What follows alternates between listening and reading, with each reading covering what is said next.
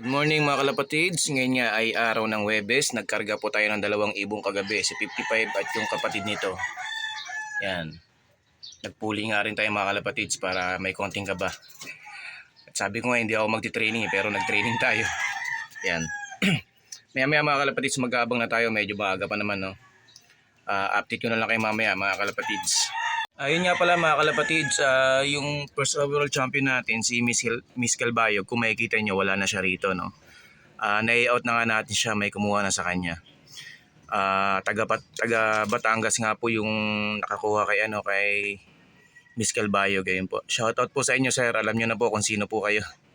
Yun po. Wala na siya guys. Ngayon ang gagawin natin, tatry natin, no? Try natin na kung mahihigitan natin yung naging record ni ni Miss Calbayog, kasi nga si Miss Calbayog 2 times fundraise champion, no? 2 times fundraise champion, tapos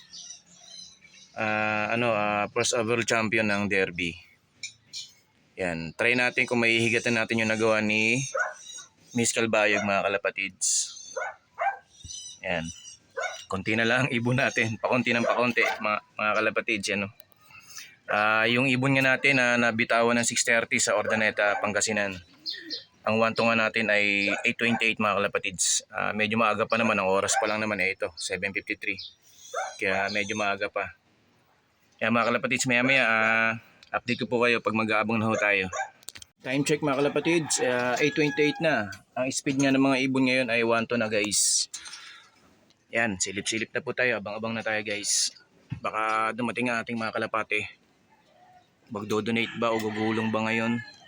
O mananalo? Yan guys, abang-abang lang po tayo.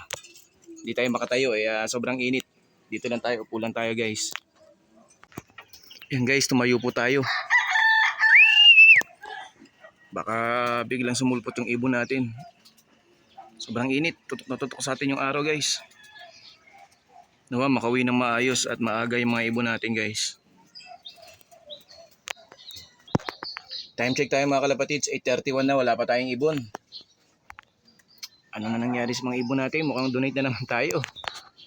Guys, ito na, may ibon na tayo, si 55. Pasok!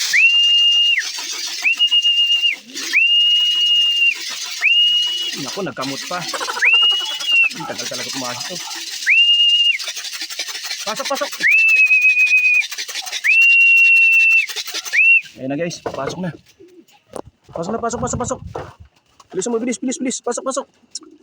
And guys, clock na po si 55, no? 1:35 na ang speed niya. Yung isa na lang hinahantay natin. Kailangan dumating din na maaga yun kasi nakatag team din tayo mga kalapatids. Mamaya update ko kayo mga kalapatids pag dumating na yung result natin. Abang-abang muna tayo, baka dumating isang ibon natin guys. Time check tayo, 8:41 na, wala pa yung isang ibon natin, sayang. Nakataya rin tayo sa tag team. Kala ko kasi bibilis yung ibon na yun kasi galing ng Rosario La Union yun guys. Ayun yung nakatop natin. Ngayon mukhang magpapakatop na naman. Guys, ito na isang ibon natin. Pasok. Dalihan mo, nakatag din kayo. Pasok. Buti trap landing siya. Pasok. Please, lock na natin guys. Yan guys, kompleto na tayo. Ordaneta, Pangasinan yan. 1,056 na nga lang speed nito, ang tagal. Si 55, 1,135. 1,135 yung speed niya yan. Kompleto na tayo mga kalapatids, no? Ngayon, titingnan natin yung result kung pang ilan tayo. Update ko po kayo mga kalapatids.